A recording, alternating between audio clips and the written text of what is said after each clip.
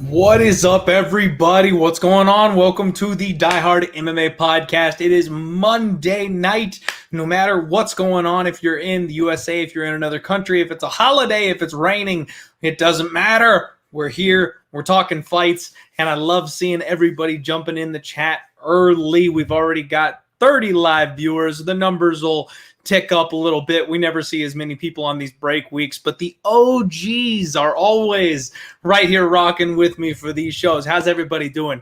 We've got George Monterio, we've got Dave Crack, Muhammad Boston, Dots Files, UFC Bets and Picks. We've got Wyatt Chapman, Derek Stover, Rex Lee Asphalt.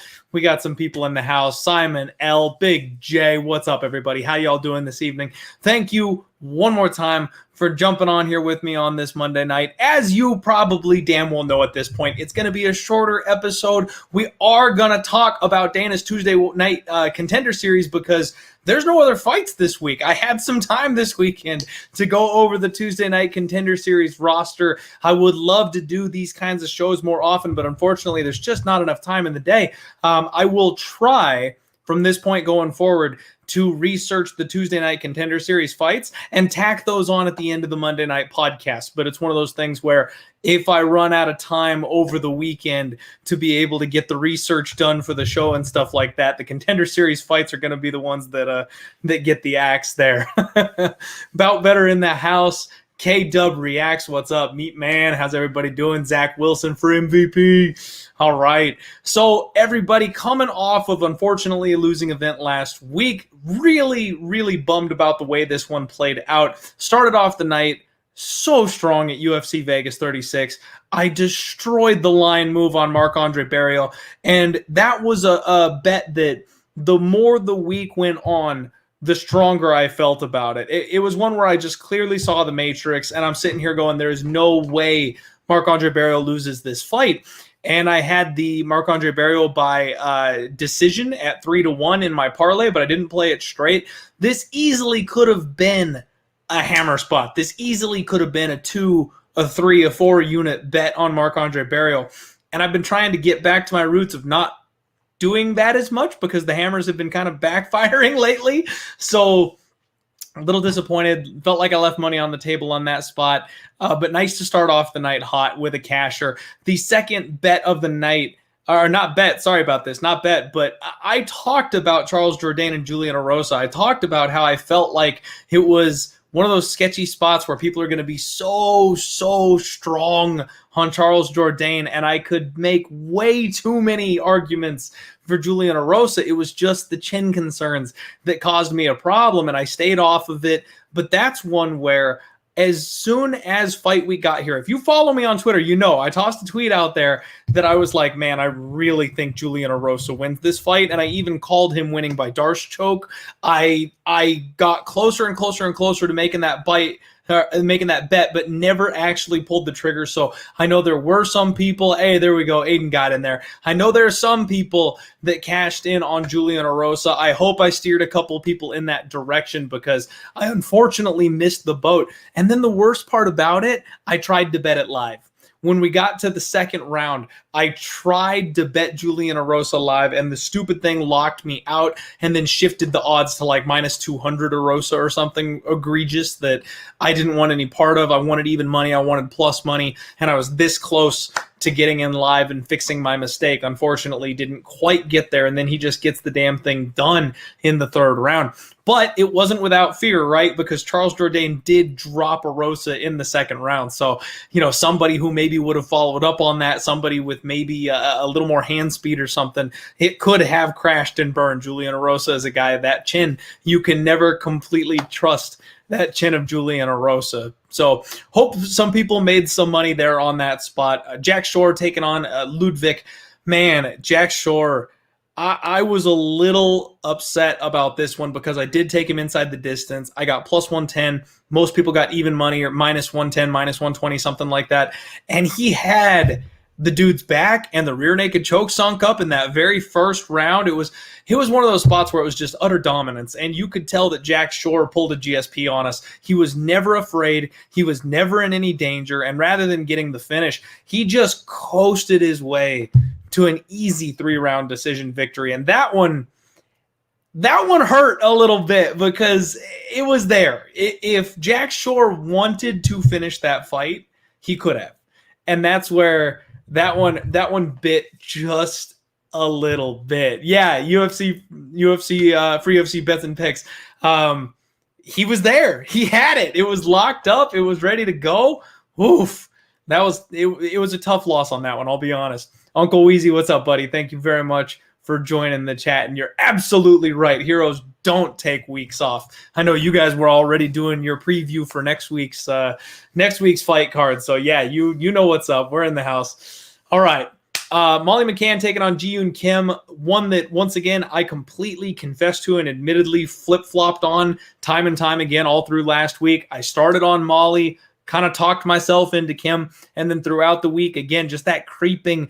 If I had gone with the creeping feeling on the back of my neck, no gambling advice, no stats, no numbers, just what the hairs on the back of my neck told me, I actually probably would have made some good money last week. But again, like when it comes to like a handicapping thing, line value, all the things that we're trying to take seriously and do the right way, the tingles on the back of your neck are not always going to come in true. But this card, it would have absolutely gotten it done for me. I ended up siding with Molly at the end of the week, and it was domination. I thought she was going to finish Kim for a minute there. I absolutely thought she was going to put her away with some of those big bombs she was landing. Molly looked like a woman possessed in that fight. It was fun. It was a fun fight. Fan of Molly McCann. Love to see her get that win there, especially with her partner Patty Pimblett being on the card, which let's talk about that one. A bullet dodged here because I really wanted to bet Luigi Vendramini as an underdog. Everybody was talking about it. Patty seems overrated. He just really seems like he doesn't quite belong. There's holes in the game. We can all see it. And everybody and their mom wanted to bet on Luigi Vendramini, myself included. And I kind of forced myself not to, which really happy I did, because I could be sitting here down one more unit telling you how we were this close, because shit, Luigi almost had Patty out of there in that first round. Luigi absolutely almost got Patty Pimblett out of that fight in the very first round. And Luigi Vendramini backers, see, this is one of those spots where right now, because of how bad of a skid I'm on, I'm grateful that I'm not missing that unit, but you cannot argue. You cannot argue that there wasn't value on Luigi Vendramini, because he damn near got it done. Patty, very impressive for him to dig deep the way he did, come back and get the finish going the other direction. That was awesome. That was fun to watch, and something I've never seen him do before. He's never just bit down on the mouthpiece and gone full fight or flight mode and gotten his opponent out of there. He's also never been in that kind of trouble, really. The one or two times he's been in trouble, he's just gone down. So it was fun. That was a great fight. It was short, it was sweet, but it was very entertaining. Next up, we had the Modestas Pakauskas Khalil Roundtree Jr. fight, and this is another one that I come on this show all the time, and I tell you guys, I'm a degenerate gambler, I'm a UFC fan, and I'm doing my best to give you the best information I can, put some money in your pockets if I can, trying to win money myself, not going well at the moment, but I absolutely nailed Khalil Roundtree. I absolutely nailed the breakdown about how these guys would fight each other, with how Modestas would play the outside, Khalil's mental state. Like, I talked about everything, and somehow I did not find my way to betting Khalil Roundtree Jr. In fact, I ended up throwing a half unit on Modestas Pakauskas live because I kind of thought Khalil was slowing down after that first round. When he didn't immediately get the finish, he started breathing heavy, he started slowing down, he started not quite looking as good, and I was like, man, this is the spot where the young kid, the bigger fighter, he's going to flip the script. But honestly, Modestas was scared. He was running for his life out there from Khalil and just never got himself back into it. And then that side kick, that did not look good. And I don't know how long it's going to take Modestas to get back from that. And I also don't know if he's going to have a job when he gets back from that. That was a very uninspiring performance. Reggae. That is probably a smart choice, right? Don't bet the guy that just got his nose broken. No, I completely agree with that. And that's where he just seemed like he finally was getting the range, right? Like, it looked like he was staying out of harm's way. Granted, it was after the nose break, which Yeah, I just should never be betting a guy with a busted nose. It was not a good choice, and I don't condone it, and I can't even make an excuse for it. It was a bad bet to make. I should not have done it, especially when, the whole week leading up to the damn thing, I said Khalil's live. Maybe he should be the favorite. I think he can win here, and then I live bet the other guy. I don't know what the hell I was thinking on that one. Drew, what's up, buddy? Good to see you. What I did with the next fight, though, this one was tough. Welterweight fight, Alex Morono, David Zawada. I loved my line value on David Zawada because I got in early, and I beat that move. I had plus 155. He got all the way down to even money, and there's a huge debate that's always going on. People being like, you shouldn't bet so many dogs. Closing line value doesn't matter. It doesn't matter if you beat the move or not. Value doesn't pay the bills. But we don't need to get into that argument. Again, everybody's got their own viewpoint on it. I do think if you put your money in the right spot, if you beat the market move, if you get the better plus line, if you get that value long term, it does pay off when you're putting it in the right situation. And that's the problem, is perceived value versus actual value. And Zawada was there, man. This is a spot where we've got the younger fighter, potentially the higher ceiling fighter. We don't know that for sure, potentially. The bigger fighter. And then we had the plus 155 on a fight that I feel like probably was a coin flip. This is the exact definition of close but clear. David Zawada was in every single one of those exchanges. David Zawada was in every single one of those rounds. But it was hard to argue the 29-28, 30-27 for Alex Morono. You know what I mean? It was a good fight. It was a close fight. But it was clearly Alex Morono. And I was even talking about it the day of the fight and then on the Friday post-weigh-in show. When it got down to pick 'em, I'm like, that's when you won Alex Morono. If you waited, if you avoided the whole line move, if you steered clear of that thing and then you got to Saturday and you saw Alex Morono down at minus 120, that was the spot. And if I hadn't already bet David Zawada, that's what I probably would have done. But the plus 155 on Zawada was strictly too wide. I had to take that. So took an L there. And, the people that agree with me on the value side of things will say that it was probably a decent bet. The people who disagree with me and say that only the winning ticket matters are going to tell me it was a bad bet. It is what it is. I'll stand by that one. But the next one I don't have much excuse for. Heavyweight fight, Tom Aspinall, Sergey Spivak. It was a show me spot. I know Tom Aspinall is a beast, but how many times have we all gotten screwed by the guy that's just the obvious side? You know what I mean? Like Alessio Di Chirico just a week or so ago. Joaquin Buckley just a couple weeks ago. These obvious spots, they're not always so obvious. And I feel like Tom Aspinall, even though he's an incredible talent, he's a guy that is a solid prospect, has a very high ceiling. He's got some testing that needs to happen. He's got some chinks in the armor. He's got some holes in the game. Absolutely. And I thought Sergey Spivak was going to be the guy to be able to go ahead and test him, but holy shit, that elbow. I mean, Sergey was really doing exactly what I wanted him to in that fight. He was keeping people moving around. He was keeping Tom Aspinall from getting in too close. He was covering up at the right times. He was absorbing the damage. And that was exactly the game plan I wanted to see. And even when he tied Tom Aspinall up, I was like, perfect. Yes, now you move him backwards. Now you get the blood pumping in the arms. You wear him out. You tire him down. And Tom Aspinall pulls out just the dirtiest elbow over the top. And that was all she wrote. I mean, I can't take a dang thing away from Tom Aspinall. That was a beautiful strike, an amazing spot that he found there. And I would love to see that fight extended. I think Sergey Spivak is far more live in that fight than maybe what we got to see. But we also knew that round one Tom Aspinall was the most likely outcome. I even said that when I made the bet. I was like, look, if Sergey Spivak survives round one, this fight gets extremely interesting, and that's what the bet was basically based off of. So I'm not going to complain about that one. I've taken those kinds of big dog shots before. I will do them again. I will fade hype trains.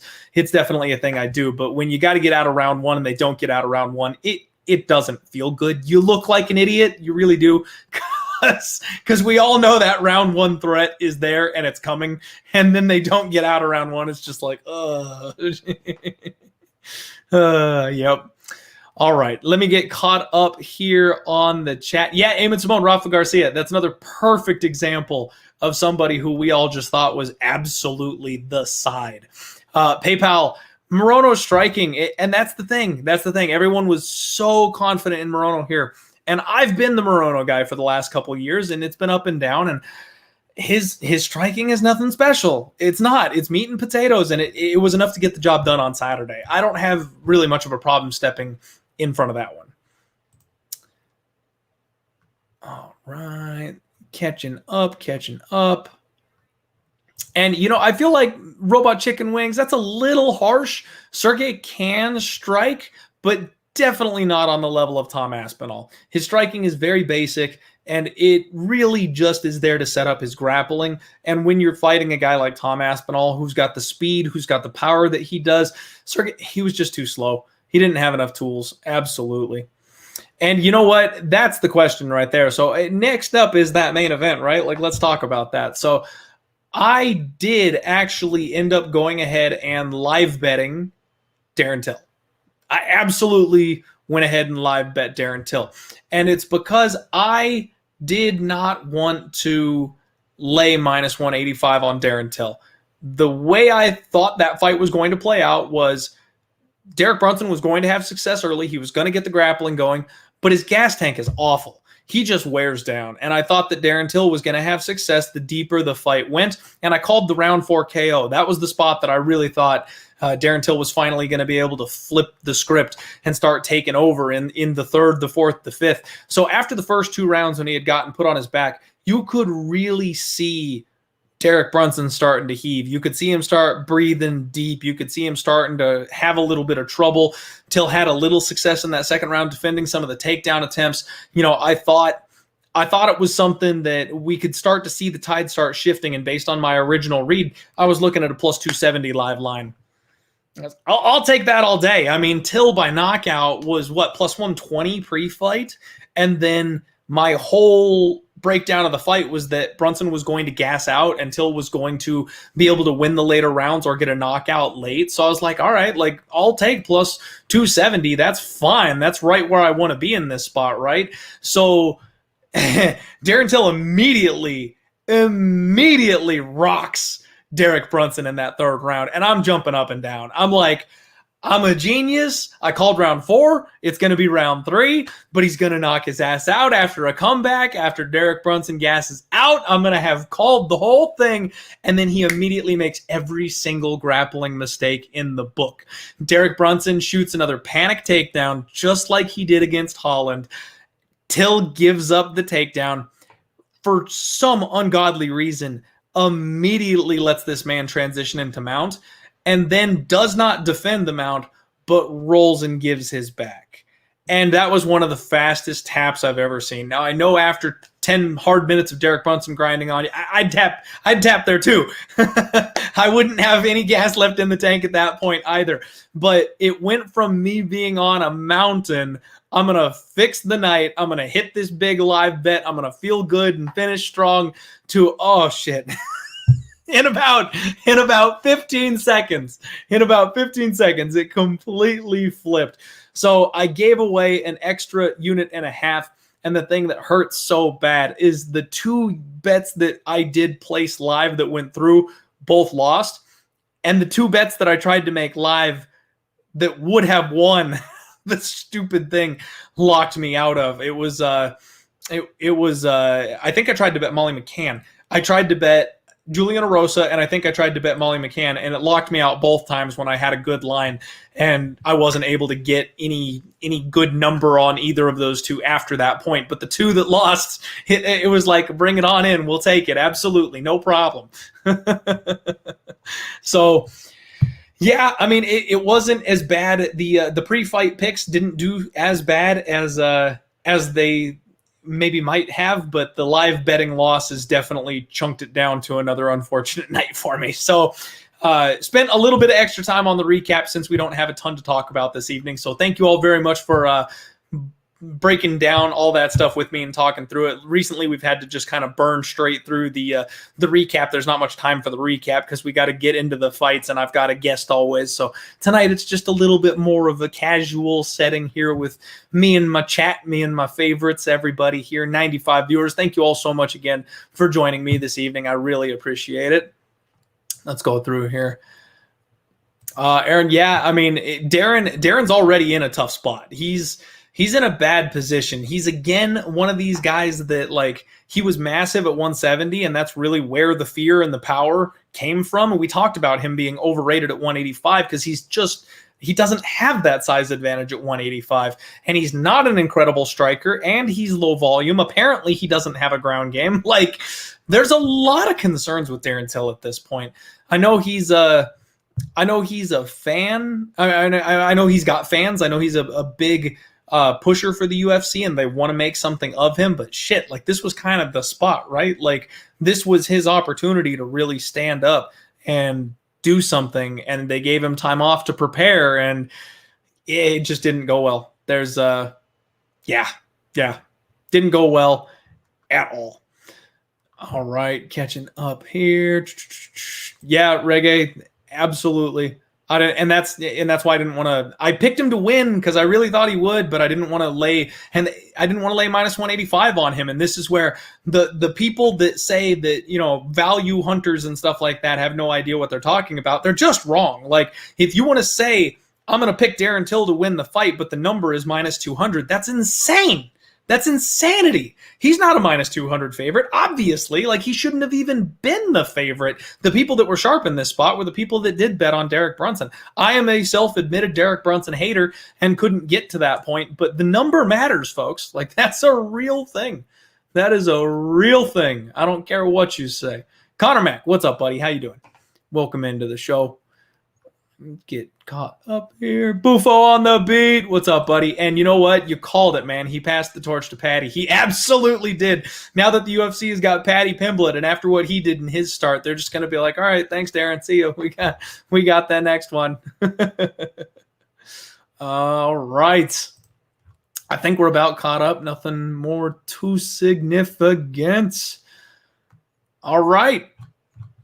Okay. I think we're all set. We're ready to go. Let's talk about some Dana White Contender Series.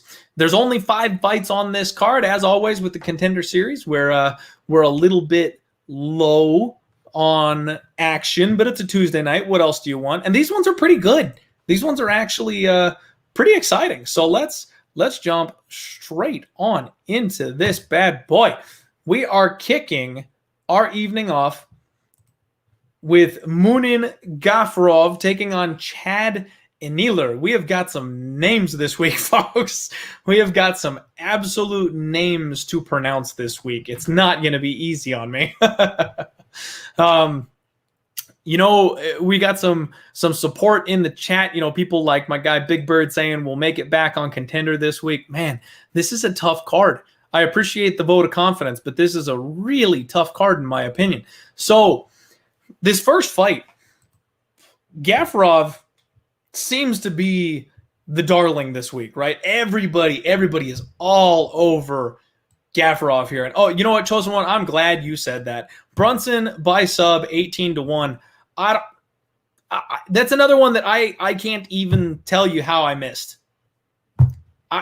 I love looking for those reverse spots where you find the guy that's got the opportunity and the huge number like that. I want to give a special shout out to my guy Boston Nick MMA. I know he's not in the chat, or at least I haven't seen him in the chat yet right now. But the boys were doing the companion live stream on Saturday, and he got everybody on Brunson by sub 18-1. I wish I had been able to jump on that live stream, because if I could have, I'd have rocked right on with them, because you all know I hate Darren Till. I'd take any opportunity to bet against him that I could. That would have been absolutely the spot. And I even said that I think that Derek Brunson can submit Till early when they're dry, before they get too deep in the fight, before he tires out, before he gasses out.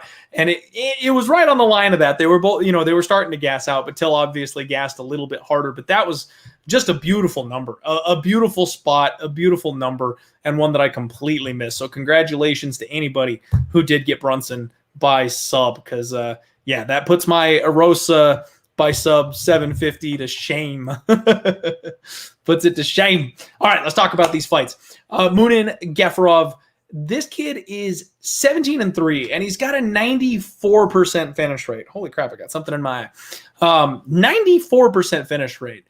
He went to war with none other than the UFC's John Lineker his last time out over in one championship. And if you guys don't know who John Lineker is, the UFC has done you a massive disservice by letting John Lineker go, because that guy was fun. A little ball of energy, massive power in his hands, and just crushes on people.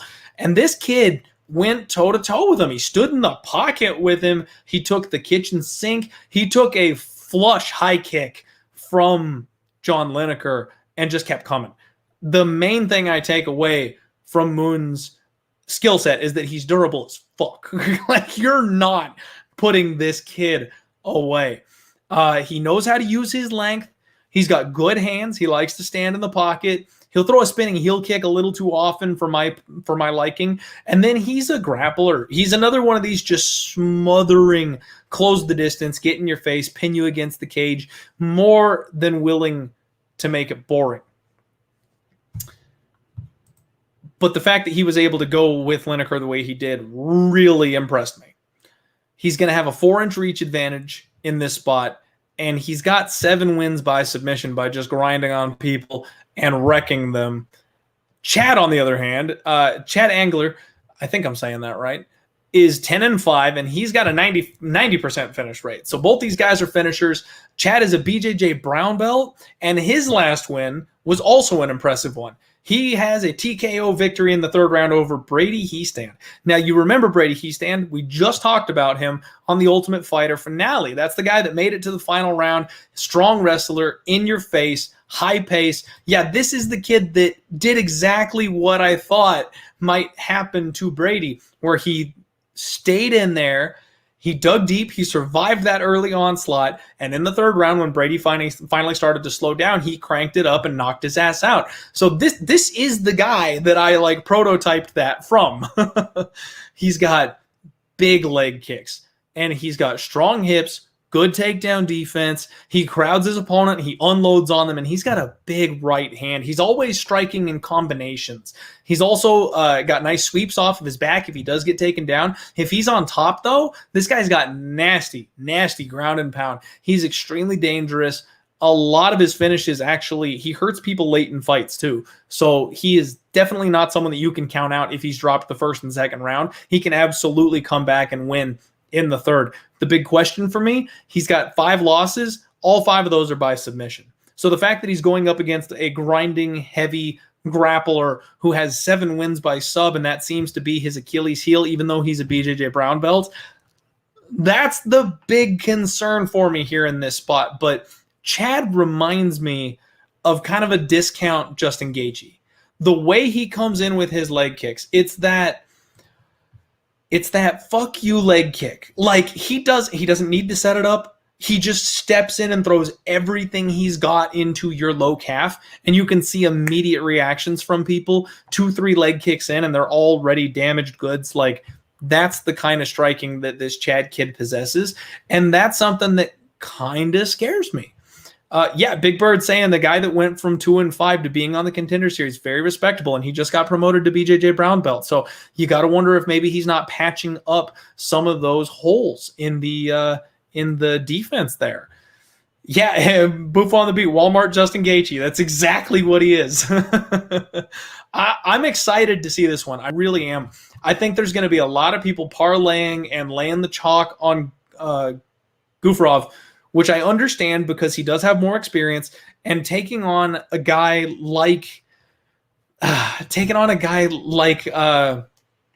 shit, I'm just blanking on his name, Lineker. Taking on a guy like Lineker and not getting put away, walking through what he did with Lineker, like that's a fight where you're going to see a level jump. A young kid working his way up the chain, being exposed to that level of fighter, and then coming out of it alive. He's going to make adjustments. He's going to make improvements. He's going to do some stuff from here. So I totally understand why the money is coming in on Gafarov.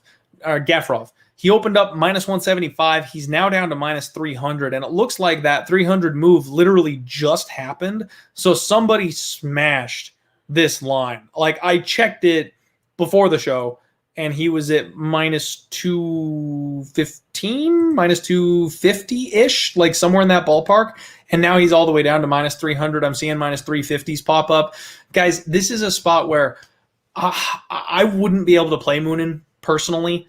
I think this fight is going to be a lot closer and hairier than people think it's going to be. Now, if Moonin is in the driver's seat the entire time, yeah, he's going to do what these grinding grapplers do. He's going to pin this guy against the cage. He's going to slow it down. He's going to eventually just wear him out and win a boring 15-minute decision.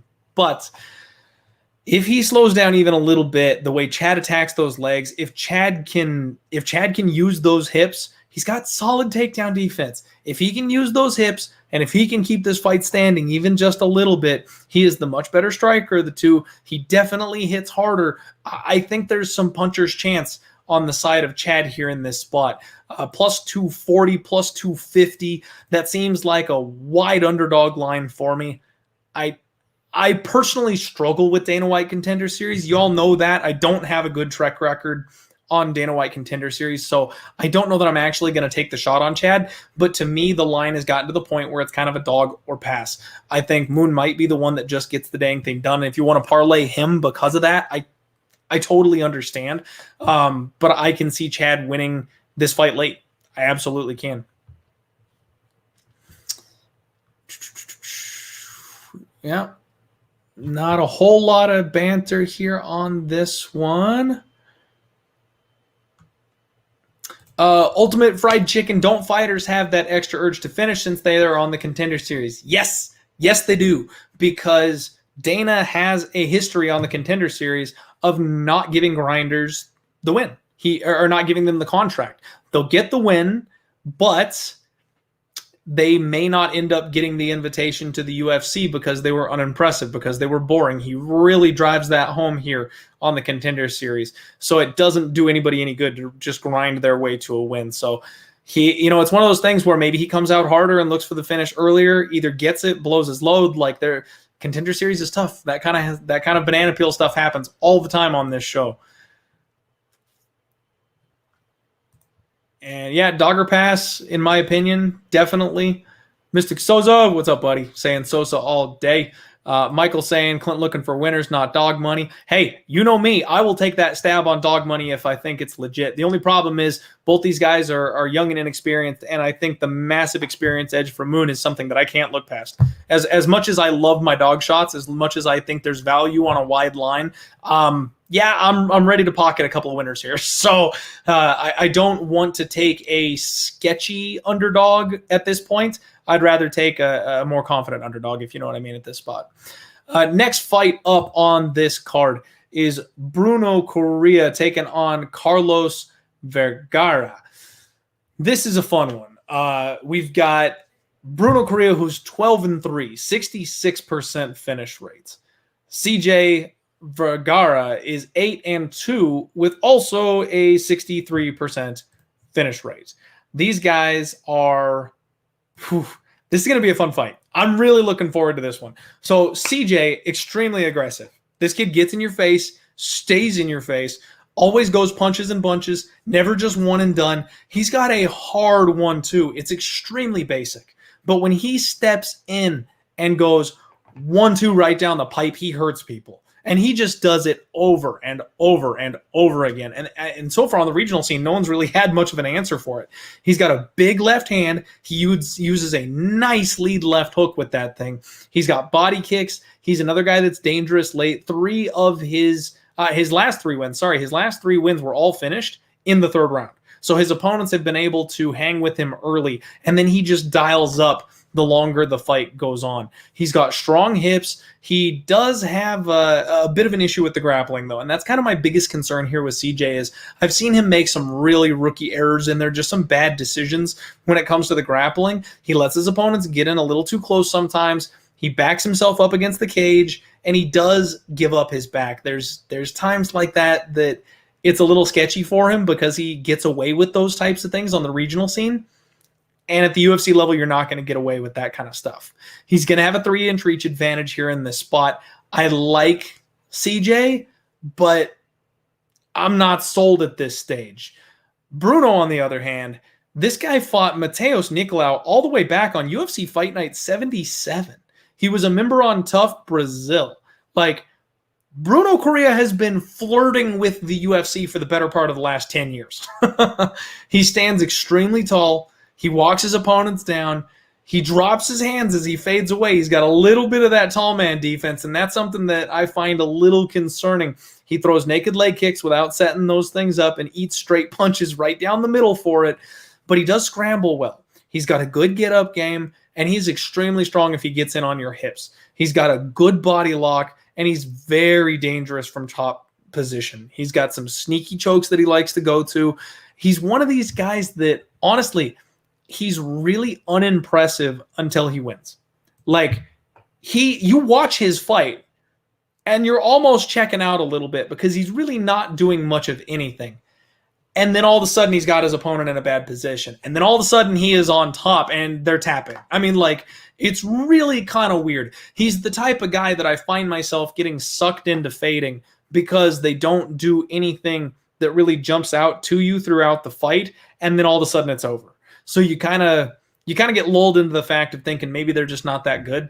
Maybe he's just waiting for his moment. Maybe he's just waiting for his time and finds it, and that's why he's done so well over the course of his career.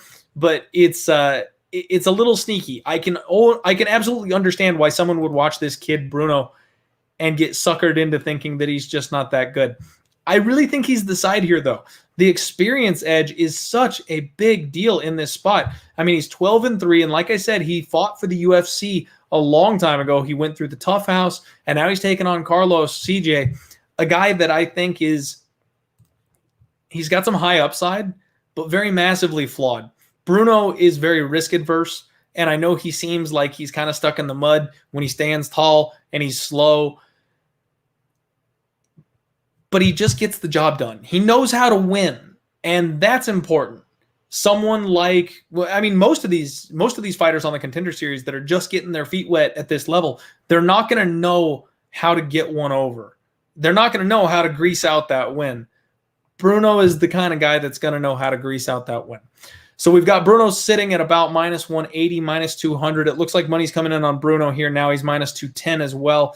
Plus 175 the comeback on CJ. And again, as much as I would like to argue for a dog or pass spot, I really think Bruno's the side.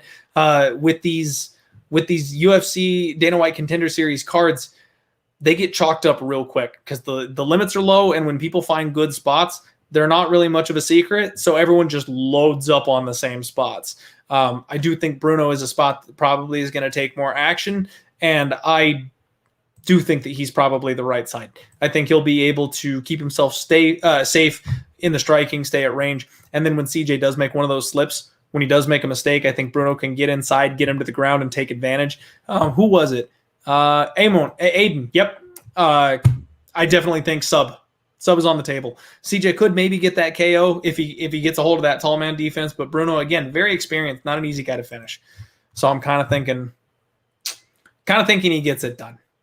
Shout out to Super Fights for the $1 dono. Thank you very much, my friend. Any tips and donations that come through the live chat here, they go to support Pub Sports Radio and our captain, the man himself, Sergeant Slaughter, keeping us all up here in Pub Sports Radio, bringing live content to you, betting every single sport under the sun. That definitely goes help keeping the lights on here. So thank you very much, Super Fights. We really appreciate it. My guy Razor Sharp in the house. What's up, buddy? Congratulations on the big win today, man. Called the upset against the Brewers today. Check out Razor Sharp Picks.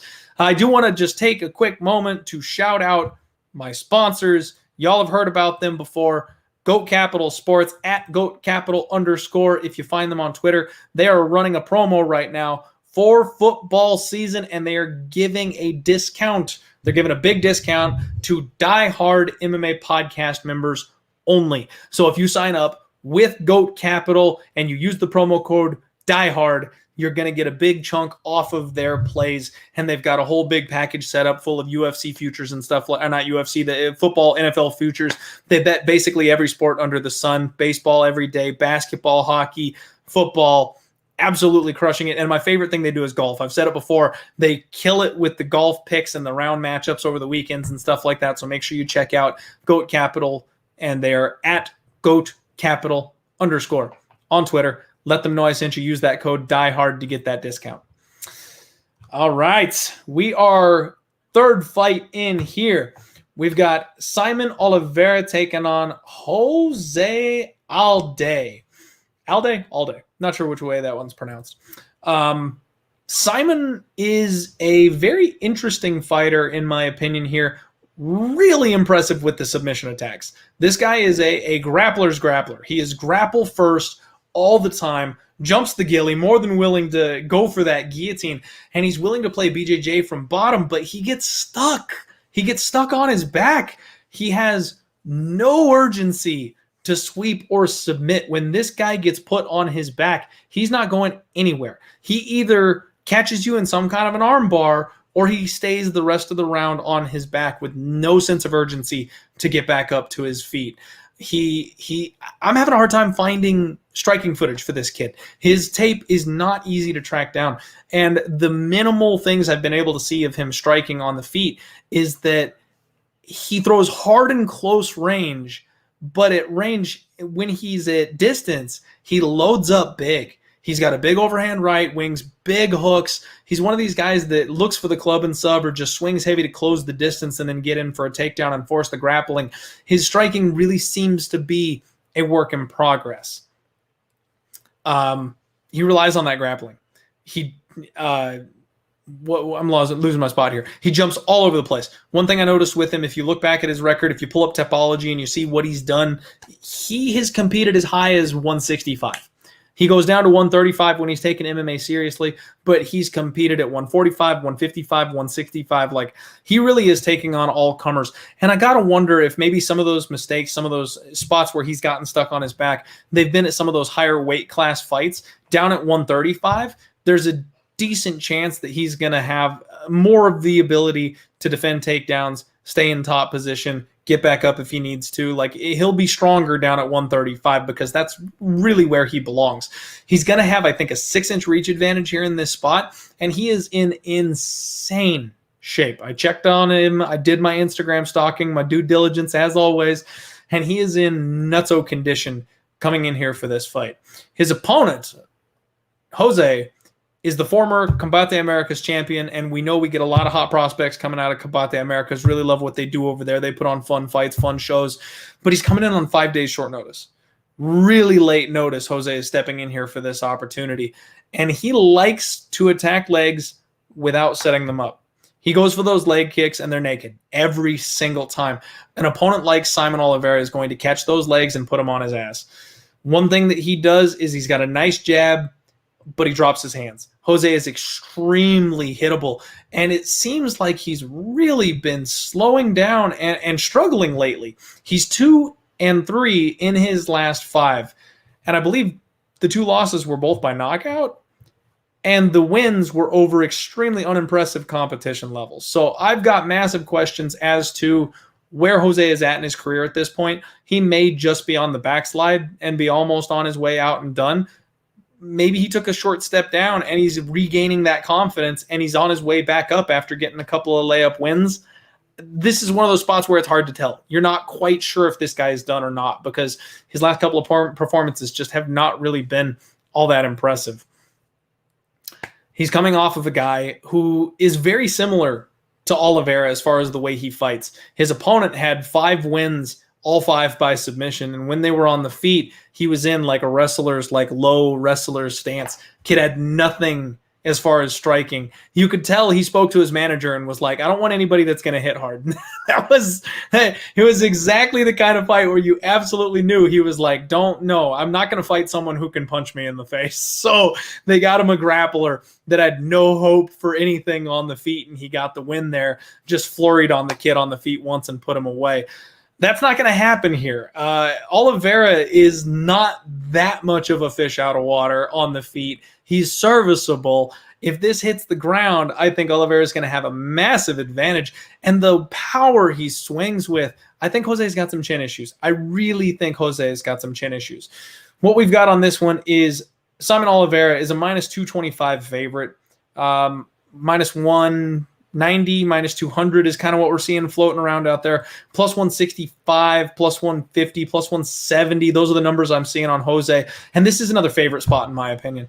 I'm not a huge fan of Oliveira and how he gets stuck on his back, but I also am not really afraid of what Jose does on the feet enough in this spot. I'm also not afraid of Jose grinding on this kid, getting a takedown, staying in top position. Like, that's just not really his game. That's not what he does.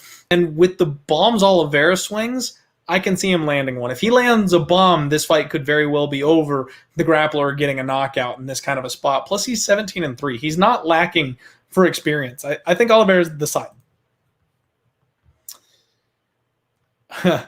We've got my guy Michael in the chat saying parlay the 4 subs and cash out big.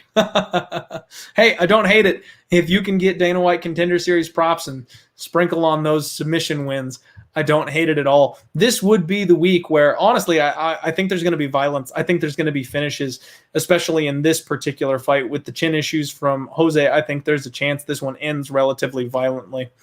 Aiden saying this another pass.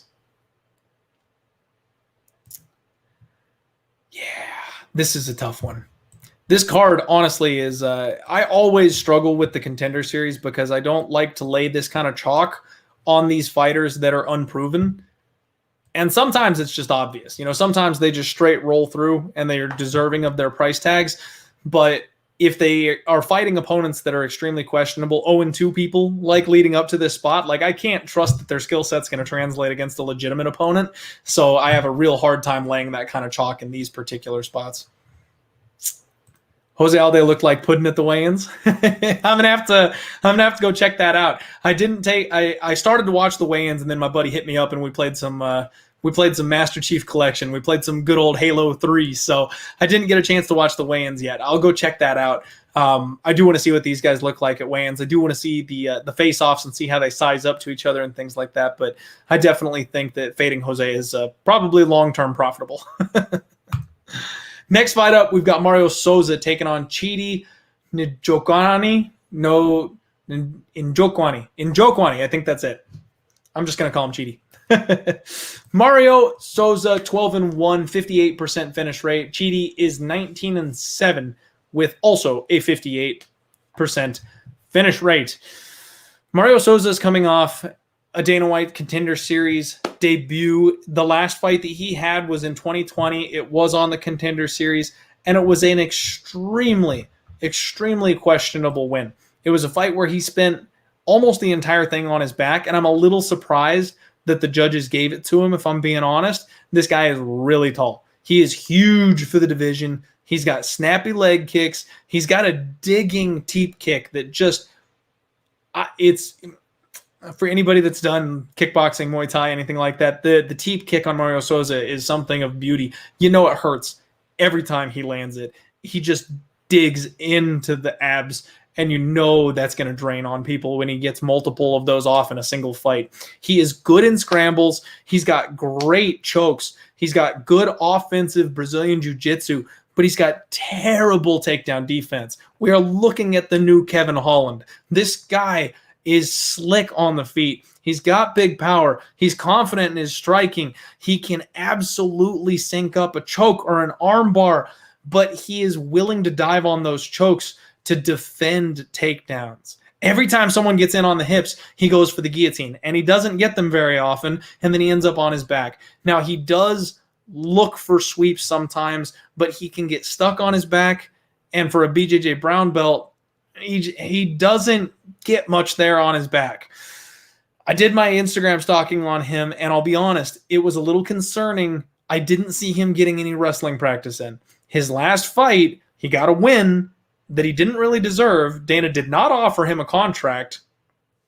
They gave him a year off. Now he's coming back. He gets another shot at it. And I didn't see him in wrestling camp. I didn't see him calling up Daniel Cormier and heading out to AKA to learn how to defend a double leg. This kid just kept doing what he does. And I'm a little concerned that he didn't take that seriously. I'm a little concerned he didn't learn his lesson. He could have gotten that win and been like, I got the win. I'm fine. I'm good. I'll just keep doing what I do. And if that's the case, that takedown defense is going to be something we can take advantage of down the road. I just don't know if this is the spot, because Chidi is a fighter who doesn't tend to go for takedowns. He's a striker. He's tall, long, and rangy as well. He's 12-1 as a pro kickboxer outside of his MMA record. This guy fought in Bellator. He had like a 50-50 run over in Bellator. It was a bit up and down, but the fact that he competed at that level already says something about where he's at. He's got great footwork. He likes to play the outside. He's got nasty knees and elbows. This kid is strong in the clinch. When he gets tied up with somebody, he is something in that clinch, let me tell you. And he's fought the much higher level of competition. There's a big edge in the experience, in my opinion, for Chidi. And he's a Brazilian Jiu-Jitsu black belt. So even when they hit the ground, there's going to be the opportunity for Chidi to be the more well-rounded, better fighter. He's got a 1-inch reach advantage, but I've got one big, huge, gaping problem with this kid. He ducks his head. Every time he exits, whenever he gets into an exchange, every time, head is straight down at knee range. And that's something that Mario Sosa will absolutely take advantage of. Mario's got those long legs. He's got hard knees. And if Chidi ducks at the wrong time, he could get flatlined with one shot. Now, this is the closest lined fight on the card. We've got plus 100 for Chidi, minus 120 for Mario. And I'm having a hard time picking a side at this line. My gut tells me that Mario Souza is going to get it done. I feel like Chidi's one of those guys that he's been floating around the top level. He's fought some really good guys, but he's just not quite there. He just doesn't quite have it. This is the opponent that will let him fight his way in, though. If Mario Souza decides to stand, and if Chidi decides to stand, this is a very competitive striking fight. And that's kind of my problem. If either one of these guys gave me just a littlest hint that they were going to wrestle, I think they win. Chidi isn't a strong, powerful wrestler. Like I said, he's a BJJ black belt, but that does not equal wrestling. Mario Souza is a terrible wrestler, god-awful wrestler, but he's violent when he gets in top position. He's got nasty submissions, and his striking is nasty. This guy's bigger. He's not longer. Chidi's got the 1-inch reach advantage, but Mario is bigger. I kind of feel like it's going to be a striking fight, and if it's a striking fight, I think Mario gets it done. So I'm going to say Mario wins this one. I don't think I want to bet the guy because I've lost too much money on Kevin Holland already with him just giving up one takedown and never getting up ever again. That's kind of my fear in this particular spot. I think we're going to see a lot of back and forth on this particular fight. HG saying, personally got Souza, but love Chidi. What a guy. Can't argue with that whatsoever. My guy Mystic Sosa taking his namesake here. Sosa. Big Bird fight doesn't go the distance, maybe the play. And I think there is potentially something to be said about that, but we could get a very technical striking fight for this one. Chidi gasses out a lot. That's a big question mark. I've seen him survive. He's not one that gets finished very easily. So even if he does slow down, I don't know that Sosa is going to be able to get him out of there when they're striking, unless, like I said, if he gets lazy and dips, that can definitely happen. Banana Grapes, I like to move it. Investing. Investigate everything. Again, I didn't fall for Till. I don't like Till. I don't like Till's skill set. I did pick him to win the fight, and at plus 270, that's a line I'll take.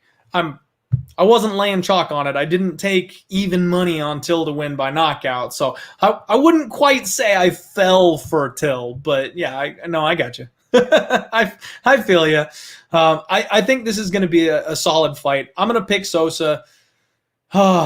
Sketchy to bet on a guy that can't defend a takedown. So I don't know if I'm going to end up having any action on it, but that's the side that I would look at if I was going to. This is the one that I'm really, really looking forward to. Josh Quinlan taking on Logan Urban, I believe. This is our main event. Logan is 5-1 with a 100% finish rate. We've got Josh Quinlan, who is 5-0 with a 100% finish rate. Couple of hungry prospects stepping up here on this one. Logan is stepping in on short notice. We had 2 fights that we almost lost this week because of cancellations, and we're getting those 2 fights saved, thankfully. So we've got Logan, who is just a physical monster. This guy is extremely well-muscled, big power. When you see him get in there, you wait and you watch on the fight night, because this guy's back is massive. He's one of these dudes. Like, he just has the biggest back you've ever seen. Huge power. And he's coming off of basically killing a man with a step-in knee. Caught him at just the right time when he entered in and put the man out cold. But he does absolutely everything with raw power. He relies on that strength. The technique is just not quite there. He's one of these guys that's just outpowering, out-muscling his opponents, and that does work on the regional scene. But against a real fighter, I have questions as to whether or not that's going to work. Josh Quillan here, 5-0, 100% finish rate, nasty leg kicks. The leg kicks on this kid, he goes to them early, he goes to them often, and he throws everything with fight-ending intent. He comes in here with big power, but he feints a lot. And he does Kia, a little like our girl Chukagian, looking to set up that opportunity. He loads and he explodes everything, flying knees. Like, this is going to be a show. This main event is going to be a show. And fight doesn't go the distance is very likely, in my opinion. We got Josh Quillan here. This is a short notice fight, like I said, so the bookies are just now getting to it, and it looks like he's opening up about minus 300, plus 245-ish on Logan coming in here on short notice. And I think this is Josh all day. I know they're both extremely short on the experience side of things, but Logan is so slow. But this is one of those train wreck fights where if Logan lands at the right time, if Josh makes one mistake, Logan's the kind of guy that's going to put him out for it. So another one, very sketchy, big questions. Do you want to trust a 5-0 fighter at minus 300? I don't know if I do. So I haven't actually bet anything yet on this card. And what I'm looking at is, if I'm going to bet anything straight, it'll be Mario Sosa. I might parlay Bruno Correa with Josh Quinlan. I think that's what I would be looking at doing. And that would be a slight chalk situation. Let me see here real quick what that's going to look like. I was not prepared to actually go ahead and do this part, so I apologize. This is on the fly here. So we got a minus 300 in Josh Quillan, and we have my guy Bruno, who's about minus 210. So it's almost even money. Minus 103, minus 105. That's kind of how you'd look at that parlay. And I think that's where I'm looking. I do think that Josh Quinlan is good enough to handle Logan. We don't know if Logan's going to have much of a gas tank coming in here on short notice. He doesn't have much of a gas tank to begin with. He's a first-round finisher type of guy. And I think Josh is going to have a massive speed advantage, especially with what I saw in the tape. Logan keeps everything upright. He's one of these guys that's heavy on the feet and just kind of comes forward like this, and he is so slow. Josh hammers those leg kicks. I don't know if Logan is going to react to the leg kick hammering before it's too late. I think it's one of those situations where he'll think he's tough enough to eat a couple of them, and 3 in, he's going to go, oh, shit. I really think that's going to be how this fight plays out. MMA Fight Club in here saying Logan's been fighting on a regional scene in Ohio up till now. Sorry, Logan supporters, I don't think he's ready for a guy like Quinlan. I completely agree. Completely agree. MMA Boxing saying Jake Paul is the GOAT. He arguably is. Making waves in the MMA and boxing community is Jake Paul. All right. Well, everybody, there's not a whole lot of chatter in the chat right now at this point. We went over the card. We talked about the Contender Series. My leans, I'm just going to fire through those again here real quick for you before we wrap this one up. We do have potentially a live dog in Chad. I don't know that I'm going to bet that first fight simply because if Moon grinds his face off like he can, he could win a very uninspiring decision. But I think the dog is live in that spot, and getting up into that plus 250, plus 300 range, they might make me. Y'all know me. They might make me. And Chad, I might take my coupon down and get myself a discount Walmart version of Justin Gaethje here. I do think that Bruno is the side against CJ. Even though I like CJ, I'm okay with what I see from CJ. I think the experience edge from Bruno is going to be a problem. Oliveira taking on Alday. I do think that Oliveira, again, is the side there, but I don't like how he gets stuck on his back. That's a big question mark for me. I do like the idea of fading Jose because I think he's shot, and I also don't know that he's UFC caliber to begin with. So I would be looking at the Oliveira side of things. And then Mario Sosa, that's a very close fight. Should be a striking match. If Chidi decides he wants to wrestle, he probably just straight wins. I actually really wanted to bet Darian Weeks. Darian Weeks and Josh Quinlan. I wanted to bet Darian Weeks, and then when that fight fell apart, Quinlan went from being a minus 110 to being a minus 300. And I can't argue with that. I think that Josh Quinlan is definitely the side on that one. So I think Josh Quinlan parlay with Bruno Correa is my move, and then potentially Simon Oliveira, if you can get that one like inside the distance by submission. Not everybody can get props for this thing. Mario Sosa, I think, is probably my side there, but maybe the sketchiest fight on the entire card. And then if there's a live dog, it's going to be Chad, in my opinion. Make sure you guys check out my guy, MMA Lock of the Night. He's doing a lot of really great stuff right now in the space, and it's not often on my own show when my guest isn't with me that I shout them out and stuff. But I think he's also doing a breakdown of the Contender Series live tonight. So if you want a different look, if you want a different opinion, maybe some of the things I missed, go check out Lock of the Night. He'll be able to help you out with that kind of thing. Make sure you subscribe here to Pub Sports Radio. If you haven't already, do me a favor and just crush that like button for me. The more you guys hit that like button, the more you support here at Pub, the more free content you get. We're keeping this bad boy rolling. We appreciate each and every one of you. We peaked, I think, at about 120 live viewers tonight. It's an off week. There's no UFC card. There's not even PFL or Bellator to talk about, so I can't really complain. And I love having my OGs rocking with me. Speaking of OGs, there's my guy, Michael Lunday. I appreciate you, my friend. Seriously, the OG-ist of the OGs. Michael has been with me since I was doing audio only. I know there's a couple other of you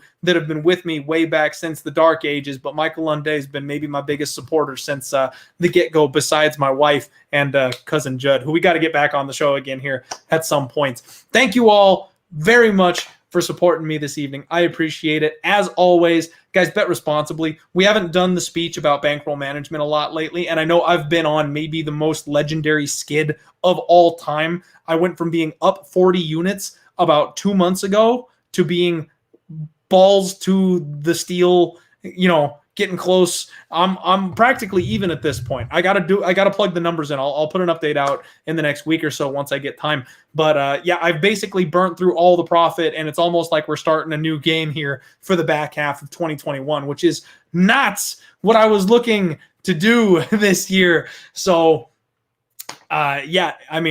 I just appreciate you guys all for hanging with me. I do my very best to put on an entertaining show for you week to week. So thank you all. Please hit the like button. It helps me out a ton. And we will see you guys next week. We've got another UFC card coming up. Thank God we'll get the PFL back. We'll get Bellator back. We will get the ball rolling here for the most exciting time of the year. And you know what? I forgot to mention, if you're following me on Twitter, we did some healing. I gave out 2 college football bets, Navy +3, FSU +7. So I may have shit the bed in the UFC, but I gave some back in college football. And y'all know me, degenerate hockey right around the corner. I was on fire at the end of the NHL, and I will definitely be doing NHL again this year. And NFL is absolutely one of my favorite sports. I will be betting on it as well. So make sure you keep in tuned to my other shit. And I lose my mind betting every single day, every single week, all the damn time. So have fun with me. I love you guys. I appreciate you. I'm going to go get some food. I want Chipotle. I'm going to eat some Chipotle tonight. So you go get a burrito. Have a great week. If you're betting on baseball, be fucking careful. That shit's dangerous. Let's roll.